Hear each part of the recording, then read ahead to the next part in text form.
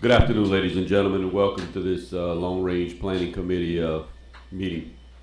I'd like to start off by making a motion that we add Kate LeBou to the committee.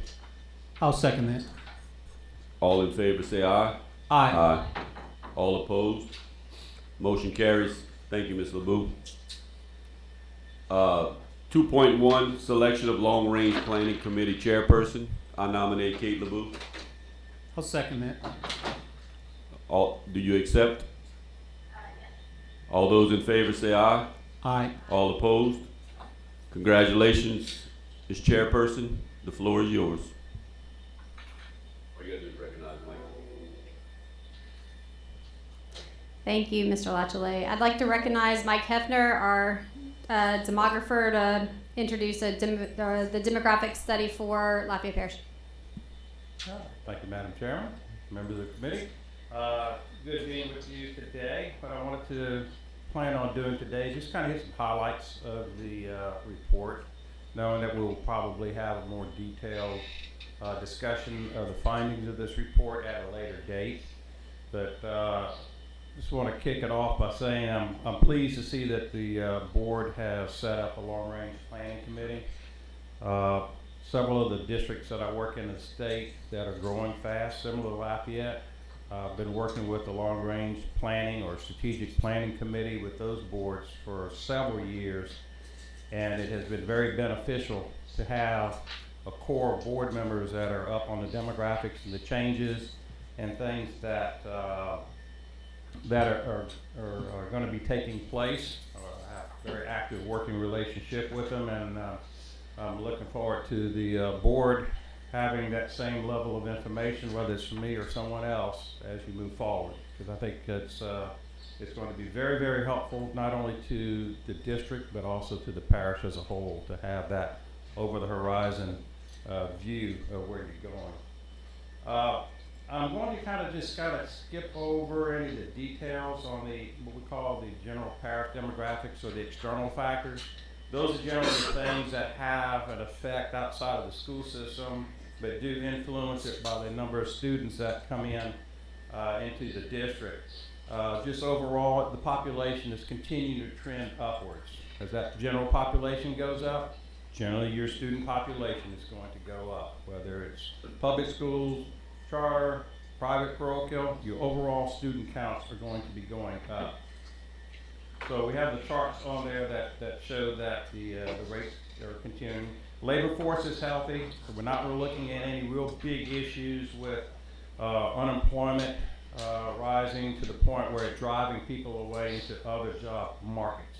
Our production is doing well. Per capita income is on the increase. It's been trending up.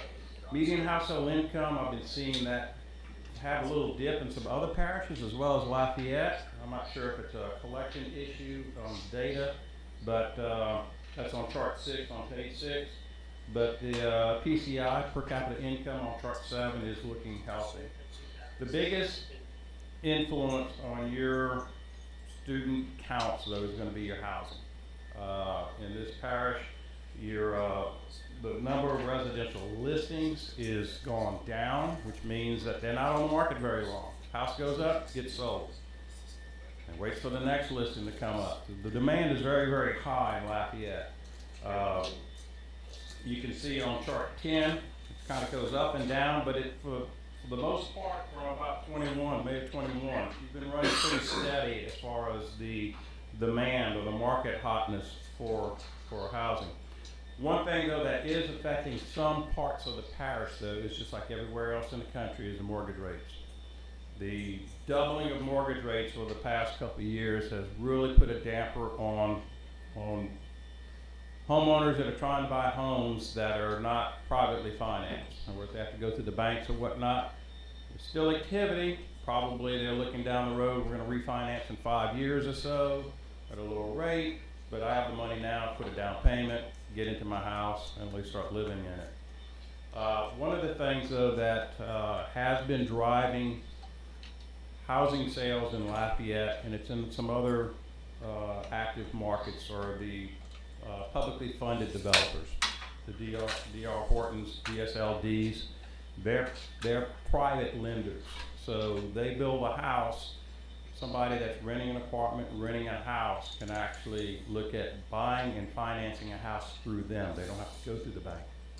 So they don't have to have the same creditworthiness standards that a regular bank would have on a normal 30-year fixed rate or variable rate mortgage. So they're able to get new homeowners into their house, into those homes relatively easily. That's why they're moving and filling them so quickly. Of course, if that turns out to be, they stop paying the note or what have you, they foreclose, they bring their crew in. A week later, that house is back up on the market. Just repeat, rinse and repeat. So that's one thing that's been driving a lot of the home sales. These are typically going to be your starter homes, or people moving up from rentals into their own house. Those typically are going to have school-age kids, pre-K 2, if not younger. So we give a lot of weight to those kinds of developments with regards to the students that are coming out of those areas. But some areas like the Parish on the north end and the Carenco area, a lot of those developments are private developments in that those developers rely on the banks to finance the purchasers. And the rates, supply chain issues, cost of materials and all that have had a real dampening effect on some of those developments that have been permitted, but they're very, very slow to get filled up and to get on the market. So at some point in time, they may improve, but right now the conditions are not as favorable as I'm sure the developers would like to see. What I did in this report is I took the subdivision developments that have been recently permitted and are underway, and those that have been permitted and are slated to start within the next few years, within the life of this, the scope of this 5 years of the report, the 5-year scope of the report. So we figured those out and located them, which is going to be really hard to see on map 1 on page 12, but those are key to all the different developments in town. Each of those developments, we figure out within each school zone the average number of public school kids that come out of the average house in that area. I don't use a parish-wide because it varies a little bit. So I use for elementary, I use your elementary zones. How many public school kids that attend Lafayette Parish schools within this elementary zone with this number of homes, what's my average number? And then I project that out. And so I do the same thing at the middle level, I do the same thing at the high school level. So we have some fairly good numbers that we can project some of the trends on. How do we tell what are the numbers being, I'm sorry? The numbers are the the keys, subdivisions? since like 125, you'd have to read it. Oh, no, chart. Yeah, that's not good. That says 125 would be the veranda place, and it's got Okay. 37 units that are permitted. Thank you. Because even the numbers kind of run on each other. Because some of these have multiple phases in the same area of development.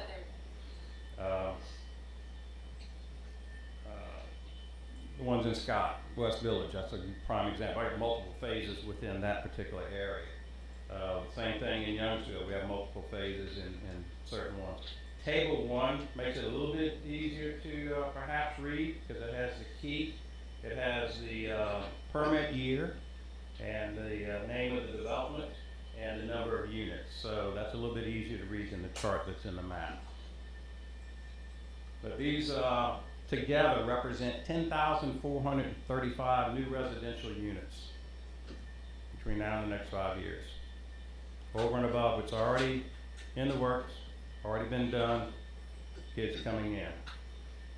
These are from these stats are from, or the underlying data is from Lafayette Consolidated, Broussard, City, Carenco, Scott, and Youngsville from their planning departments. In order to get an idea how many units we're looking at per high school attendance zone, the feeder zones, if you may, Table 2 on page 14 breaks that down. Acadiana High School, 1,819 of those units are going to be in the Acadiana High Zone. 1,509 in Como. The scary one is Southside, 5,195. Almost half the new developments are in the Southside High School feeder zone. So it's going to affect your elementary, your middle, and your high school.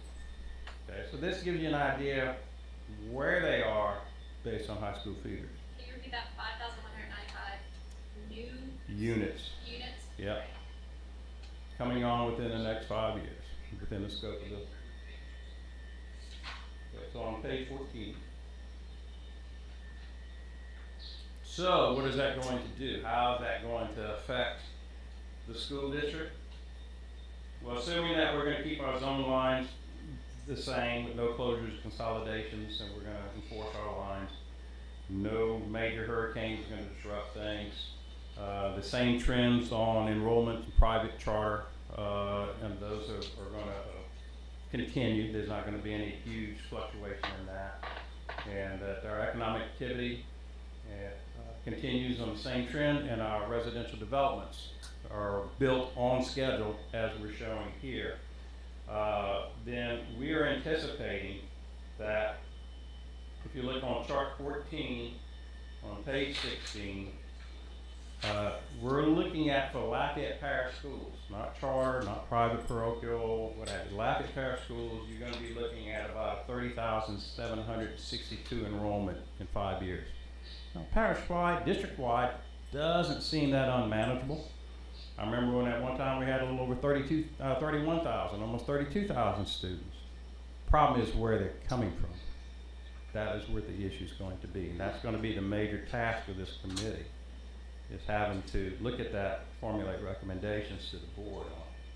And public school is just not chartered, just this one. Lafayette Parish Schools, Lafayette Parish School Board, Lafayette Parish School System.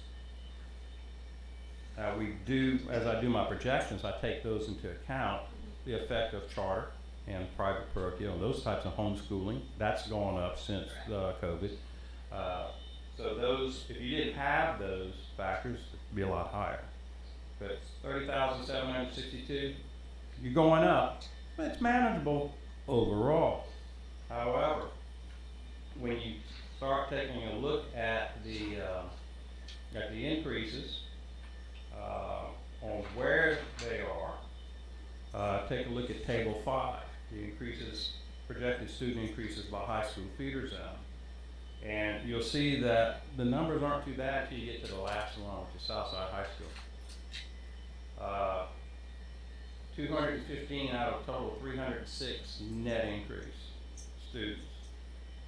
Break it down by year. Because some of these developments have been permitted a year or two ago, and they're already being built, they're being sold, and they're being occupied, you're going to see pretty sizable increases up until 26. So by that time, those will all be built out. Now, we don't know which new ones are coming down the road, but if the trends continue, you're going to have new developments next year, later this year, year after. So as these build out, you can probably have some new ones coming in. So unless something happens that's pretty dramatic, you're probably going to see some of these. If we did an update 2 years from now, you'll probably see these numbers coming back up. And instead of being 208 in 2027, it might be 500 in 2027 because of new developments. But you can see that they're really not too bad until you look at Southside. So also the other thing to point out too is that Acadiana has some big developments. As Youngsville gets built out, it's moving west. Been seeing it for the last 10 years that it's setting itself up. Land's becoming available that's easy to prepare and build on. That's why Youngsville took off. It's good flat land, and you can build on it with minimal site prep. And same thing's happening on the west end. That's why Acadiana is going to start building up. Building out in Youngsville, it's going to be moving over into Acadiana, which is going to affect all 3 levels of your schools. But for right now, what I'm projecting based on the numbers is that in 2023, out of 614 new students, 378 are coming out, are going into the Southside Zone. 763 for school year 24, 450, over half, going to be the South Side. So report. You can just see that, how that trend is going to affect it. Table 6 will really give you eye strain. And when we do meet for more detail, I'm going to print a big 42 by 42 chart of this. But also we'll have this available if you want to see it as a PNG image file. I also have it by Excel too if you want to see it. But this breaks down in detail. It's a granular breakout of the number of students per school per projected year. So that gives you an idea of what you can anticipate at any given school based on the development. You'll see on the very left side is a key. From that development, we're expecting to be this number of units in this high school, middle, and elementary zone, and then it breaks it out by year for elementary, middle, and high school. So it's a very detailed cross chart that you can refer to if you're interested in really digging down into the data. Probably the crux of this whole report, though, is Table 7. Table 7 is on page 19. This shows historically what your school year 20, 21, and 22 actual enrollments are. So you get an idea of what your trend has been. And then it shows you projected from 23 to 27. And then the very last one, the green column, shows what the net change is between this past year's October numbers and what we're anticipating at the start of the 27 school year. You will see that we have some that are showing decreases where you normally wouldn't expect to see decreases. Broadmoor stands out. We're expecting Broadmoor to actually have a net of 116 student decrease. Why is that? It's because those subdivisions are aging out. The kids are growing up, the parents are staying in their home, but there's no more kids in that household that are going to school. They're now in college, they may even be graduated from college, having their own families. So it's just the parents living there. So until the parents move out, that house either becomes rental property or it gets sold by the family to another family. Typically it will be somebody looking to move into a larger house. Then you won't have kids. But when that happens, you're going to start seeing kids come in. That's what we call a typical neighborhood life cycle. Runs about a 20 to 30-year period. It goes up, a lot of kids, peaks out, then it starts dwindling down to almost nothing. A real good example that sticks out in my mind is when I was on the board in '92. Alamo had 235, 240 kids because the feeder subdivisions had all aged out. Houses were occupied, but they're occupied by parents. They didn't have the kids there. Well, as those houses changed hands, over time, new families bought in. And they brought their kids. Now, the reason we put some of those programs back then was because we had the space and we needed to have more students there to justify keeping the school open. Well, sure enough, the zone enrollment started picking up as those new families moved into those feeder neighborhoods. And then all of a sudden, you're busting at the seams at Alamo. It's going to be the same thing that's happening here with Broadmoor, Edgar Martin, Lafayette High, the old Prairie Zone. All of those central Lafayette zones are aging out. And there's no new land to speak of for any sizable new developments to give you new students. So you're going to have to rely on that neighborhood life cycle to work its way through to where you got new families moving in and populating the school with new students. So that's why you're seeing some decreases where you normally wouldn't see them. Edgar Martin's down 101. Lafayette High, 171 is a net. Well, man, we're going to build a new high school. Why are we building a new high school if it's going to go down? Because it's going to go back up. It repeats itself. Lafayette doesn't have enough land to build enough new houses to put everybody in houses. So a lot of these houses are going to be recycled with new families. Some of them, though, that do stick out is like, let's look at Charles Burke. We're talking about the KNI zone. Charles Burke has been humming along, for a pretty good while, for about 600, 650 kids. Hadn't reached its design capacity of 750. Never has. Okay, but all of a sudden now with these developments coming in that we've been watching for a while, Now it's gonna have a net of almost 300 students. It's gonna be past its design capacity with the current zones. Mr. Hefner, in that number, do you have the portion that we took for Burke to send to Prairie? No, not at this time. That's not in there. That is not in there. And that is one reason why when we talked about it on the staff level, it needed to be done for more than one reason. One is because the school's gonna open and they're right, that area is adjacent to it. The Right. next thing is it's gonna have to be done anyway, Right. Yeah, regardless. regardless. 'Cause And that's- there may be other adjustments that may have to be made. That's the charge of the long range committee, is going to be going through a lot of this stuff and looking at it and looking at the different options. Because I think Ridge can absorb the 143 with the wing we built. I think they still have room there, Probably so, close. with the current developments. Right, right, close. But there's some that are gonna be coming that are gonna be in that zone that aren't on here yet, but I'm already hearing rumor of them. But Ridge and Lanyo, Mm-hmm. that's Ridge Elementary, That's right? Ridge Elementary. Other side of Ridge Road is Burke. That's Burke. That's correct. Yeah, that's, So some of these things you're gonna have to take a look at as far as options go. You don't have to make decisions today, obviously. But let's take a look at a couple of others here on that. Let's take a look at GT Linden. GT Linden has been a problem child since the 90s. As Youngsville started to grow, it's always been one or two steps ahead of us on trying to find adequate space there, and it is not going to abate. With all the improvements that y'all have done, you have about 839 kids as of October 1st this year. Anticipating that if nothing changes and these trends continue, you're gonna have 1,379 kids zoned for GT Linden.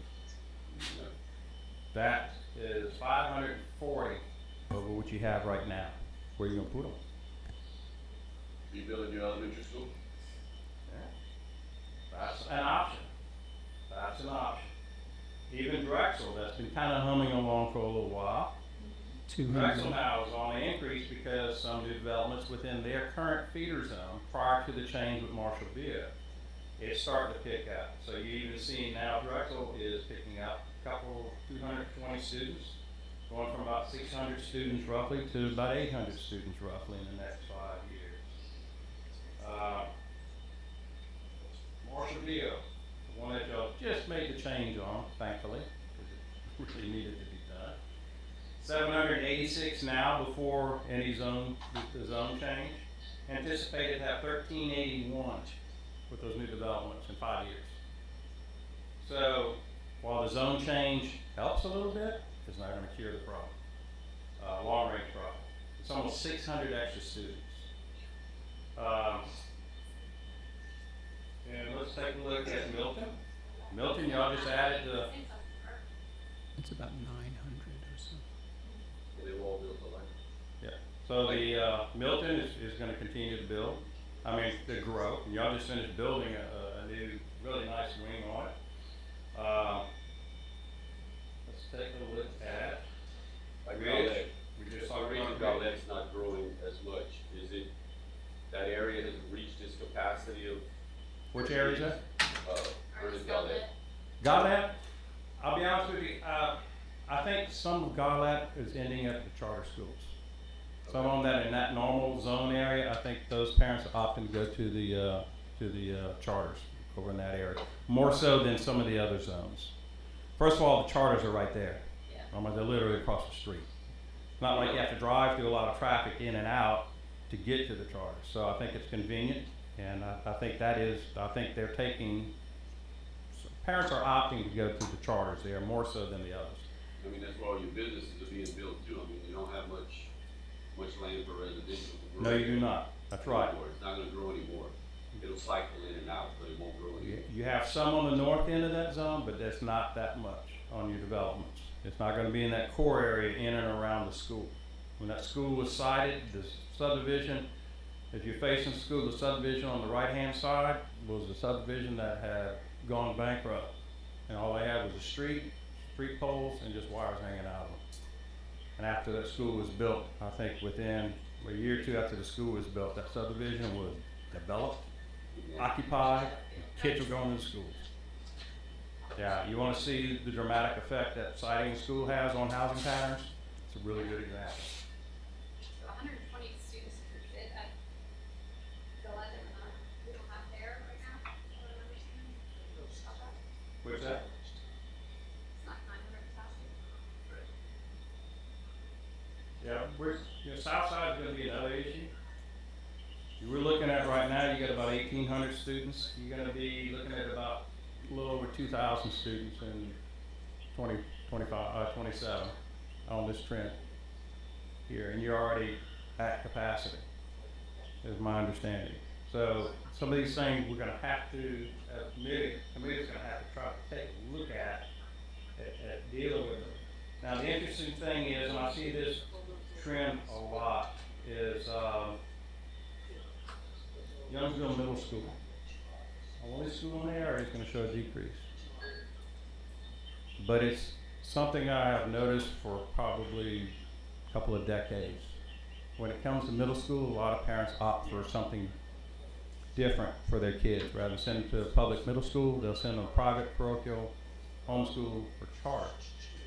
But then when high school comes around, the kids want to get into sports, and they want to get into other activities that a public high school offers that these others don't. So they pull them out for 3 years, and then they're right back in at high school. And you see the high school numbers jump up. So it's not unusual to see a middle school drop, because they have options over there. They have options at middle school that the parents may feel better about doing. And so you see a potential drop. But that also may be a potential opportunity to help maybe alleviate, maybe restructure school perhaps to help alleviate some of your space issues over in that Youngsville area, at least on a short-term basis. I have a few ideas on that I'd be happy to share with y'all at a later date. I'll be kind of bouncing it off of staff, and I'm still trying to get a little past their shock value on that. But, you know, you gotta look at all your opportunities. Construction's expensive. You know that. You've gone through a really aggressive building program. The good thing is things like Prairie that may be aging out, that their enrollment's going down. New Prairie is cited very well to help pick up a lot of this new growth in the southwest corner of the parish. So you're in good shape with regards to that. That leaves Prairie available to help relieve some of that growth as well as the Old Prairie through programming, where you can do that beyond just the attendance zone. So I think from a facility standpoint, I think you're in pretty good shape. Karen Crow, I think you're going to be okay for right now. Only because the rate of development is slower and the number of developments is lower than it is on the south end. So I'm not anticipating real big issues with Karen Crow. Particularly New Karen Crow Heights is going to give you the opportunity at the elementary level to absorb some of those growth as the developments come into play. The high school, middle school, I think you're in really good shape to be able to handle that. Northside, I know you're going to be looking at that a little later on this evening, but unfortunately, Northside's in the same boat that Lafayette High and Karen Crow, the South Karen Crow zone is, and what have you, is that a lot of the feeder neighborhoods coming from Central Lafayette are aging out. And so Northside anticipated to have a decrease, and it has been having a long-term decrease over time. I don't see anything that is going to change that right now. There are some new housing plans that I'm aware of that are factored into here, but they're not going to generate that many kids because they're going to be oriented more toward older residents. They'll be bringing some kids with them, but even the developers have given me the estimated number of school-age kids, and it's not really enough to reverse any of these trends.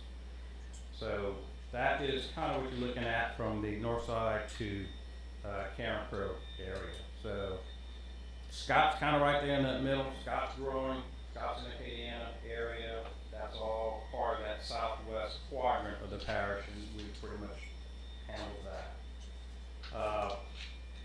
So what are your options? Just when I looked at it, you can look at 4 different things to start with, and you probably can come up with more as you delve into this deeper. Attendance zone modifications. Just recently did that with Marshall B.O. and Parish. That's always can be done. Parents don't like it, but you have a fiscal responsibility to make sure that you make maximum use of taxpayer investments in the district. Sometimes you got to do what may not always be popular. Programming. Programming has a definite effect on schools. You can pull them from other attendance zones to attend a specific school that can help relieve overcrowding and maybe help increase declining enrollment in another school. Grade span changes. You may want to look at, instead of a pre-K 5, you may want to look at a pre-K 2 and a 3 to 5. You know, 2 different facilities, a lower elementary and an upper elementary. That's a number of them that do that. You may want to look at a pre-K 8 at a particular facility that's not currently doing that right now to help relieve some of the surrounding elementaries where you have space available. That is something that can be looked at. And of course, you can always build if you have the money. And that's the most expensive option, and it's usually the last one that you want to consider. But the building program that you have undertaken during your tenure on the board is really setting you up well to accommodate some of this growth, but it's not going to accommodate all of the growth. But it will give you a little bit of ammunition to be able to address some of these things. And of course, it can be a combination of any of these. I don't think any one thing on these 4 is going to fix your problem. I think you're going to have to probably take a look at doing several things among others that you may come up with. But that's just kind of a quick walkthrough on the highlights, and I'll open it up to any questions that y'all may have. And of course, as we move forward, if you need any of this charts or anything sent to you individually, I'd be more than happy to do that. Shouldn't be a surprise, but maybe the magnitude of some of the numbers might be a little concerning. We all knew the area that were growing. We kind of knew the areas that were decreasing. I don't know if we all fully understood the magnitude of some of them. To be honest, I was a little surprised how quickly the core Lafayette area is aging out. Because when we did your last comprehensive zone plan in 2016, 2017, Dr. Aguilar was superintendent, we went through a lot of that stuff. We had a healthy residential population still coming in. We looked at a 1-mile radius of Lafayette High, and it was still a whole slew of kids. But that was in 2016. Students that enrolled in 2016. Now we're 7 years later, they're gone. So they're finished with college now. So there hasn't been any kids coming up in sufficient numbers to replenish. That's what's happening. But I was a little surprised how quickly that changed. But then again, you don't have any areas for new developments. You got one townhouse in Emory and Congress, and there's going to be about 8 units, 10 units, and they're probably not going to have much in the way of kids. It's not going to be enough to change Prairie or Lafayette High or Lafayette Middle or any of those. So that's kind of what you're looking at. Mike, do you build in a margin of error in the census responses? No, basically what I'm doing, I'm taking your actual numbers and I'm projecting your actual numbers, your number of public school students, Lafayette public school students per household at each of the elementary zones and applying it to the developments within that elementary zone. So if there's 100 houses in that development, and I'm coming up with a 1.67 students per household on average, and I'm going to apply that formula, that cohort, to that number of houses. That's how I come up with those numbers. That's why I have a lot of confidence in them, because they're actually based on your numbers. I use the census for the households. I have quibbles with the accuracy of the population for the census, but I don't quibble with their number of households. The households are pretty correct. So, and I only use occupied households, not total. So I'm not even counting unoccupied. So I'm using your ratio for your total occupied at the time. So I feel confident on the ratio that I'm using. Number of students per household for each of the elementary zones, middle school zones, and high school zones as applied to the developments within each of those zones. So really, there shouldn't be much in the way of an error. If there's going to be a margin of error, it's only going to be, you can't predict what people are going to do.